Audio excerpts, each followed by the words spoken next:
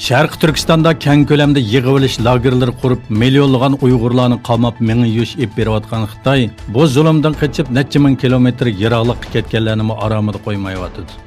Amerikada chiqargan Atlantik nomli madaniyat jurnali ib borgan tadqiqotda Xitoyning necha ming kilometr yiroqlikdagi Yevropa doiralarida yashayotgan Uyg'urlarni aromida qo'ymayotganligi o'tirib qo'yildi. Tadqiqotga asoslanganda Xitoy diplomatik va iqtisodiy kuchi orqali chet eldagi Uyg'urlarning Sharqi Turkistondagi oila a'zolarini tutqun qilish bilan tahdid solmoqda. Xitoyning yana Uyg'urlarga yordam qilgan fransiyalik muxbir, hatto germaniyalik tadqiqotchilarga tahdid solganligi oshkorlandi.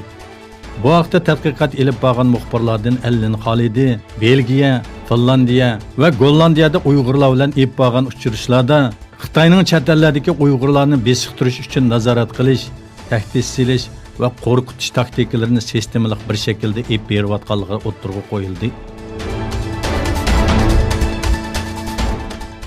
Xitoy doiralari Uyg'urlarning madaniyat kimligini yo'qotish uchun turk kultur va madaniyatini namoyon qiladigan tarixiy imoratlar va masjidlarni chekishni davomlashtirmoqda.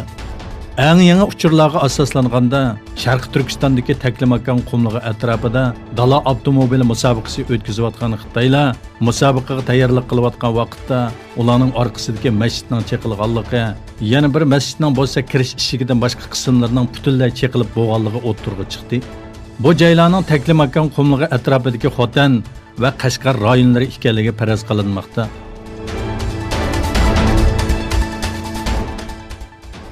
Hong Kongda 3 oydan buyon davomlashayotgan hukumatga qarshi namoyishlarda soqchilar yuqori besimli su va yosh oqquzish bombasi orqali namoyishlarga daxl qilmoqda. Yuqori besimli su avtomobillari yaqinqi haftalarda ilib berilgan namoyishlarda tunji qitim qo'llanildi.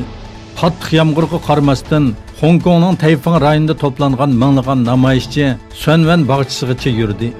Shu yer vaqtda soat 15 da boshlangan yurishda mustaqil Hong Kong degandek shiorlar to'landi.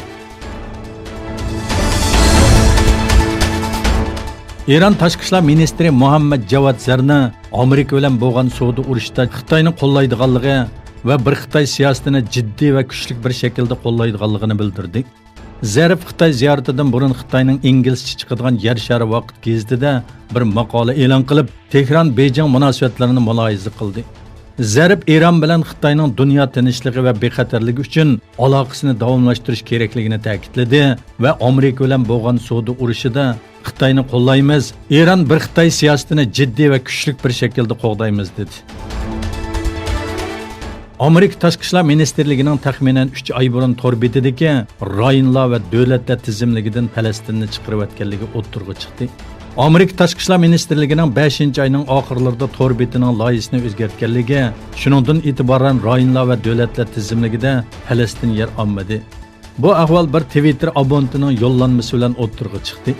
İsrailiya taratqularimi Amerika Tashqi ishlar ministrligining Falastinni tizimlikdan chiqarganligini bildirdi.